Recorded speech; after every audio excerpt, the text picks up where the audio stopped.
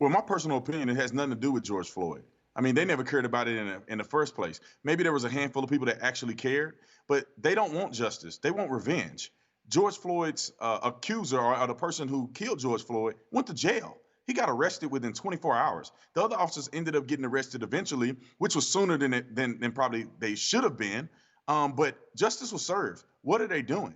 Nobody can even explain why they're rioting. I wouldn't even call it protesting. They don't have signs. They don't have any avenue of, I could say, a finish line to any of these things. They're just going out. They're burning things. They're looting places. I don't know what George Floyd have to do with Louis Vuitton and Air Jordan shoes. So they are not focusing on the real message. And if they really wanted to make a difference, we could come together and meet in the middle.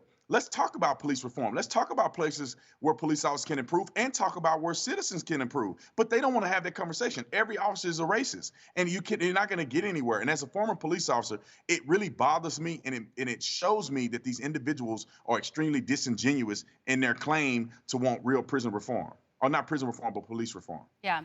And I'm sure you've been following this pretty closely, the uptick in homicides and crime across the country. And there are several reasons one could suspect why this is happening. Part of it's the anti-police sentiment, the local officials kind of cracking down on police policies, on how they do policing, the defund police effort. What are your thoughts? Well, I think it's a simple mathematical equation, right? You see a hike in crime, you got to look at the variables. 1 + 1 is 2. You add it up. The police are being demonized. The police are being defunded. Now crime is going up. It's very simple to me, and that should be simple to most people. You cannot hate the police department. You cannot handcuff the police department, for lack of better terms. You cannot treat them that way and expect them to go out and be proactive and change the community like they've been doing. It's not happening. I've spoken to officers. Some of these officers have withdrawn themselves from being proactive. They're not making the arrests that they usually make, getting guns off the street, getting violent criminals off the street. They only respond when they absolutely have to.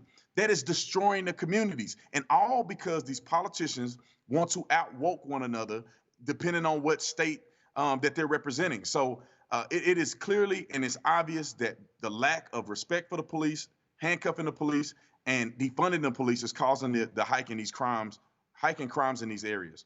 Yeah, and this whole effort to defund police will most likely hurt minorities the most, especially in big cities.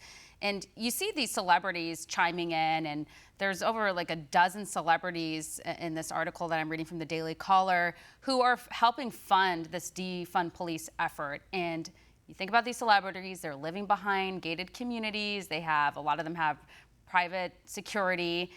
They're not like regular people. What would you say to these celebrities? Yeah, stop being disingenuous and fake. A lot of these celebrities, especially some of these African-American celebrities who was born and raised in some of these areas, know the truth.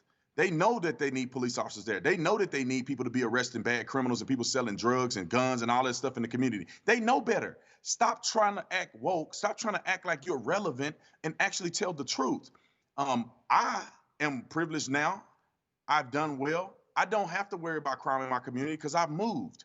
I moved out the hood. But I do understand that when I drive through some of these areas, they are dangerous. I have to carry my gun everywhere I go in this city because they're dangerous. What will we do without police? It doesn't matter where you live now. You still have to be open-minded that other people are struggling. And if you look at any of these inner cities, Chicago, Baltimore, where murder rates are out of control, are they right? Are they white? Are they mostly white? No, they're not. They're mostly black. So if you just put 2 and 2 together, the crime rates that are going up are affecting black people more than anybody else. And if you want to defund the police, you should be vicariously responsible for what's going on in these communities. Well, Brandon, we're going to have to leave it here. Thanks for coming on. Want to see more videos like this?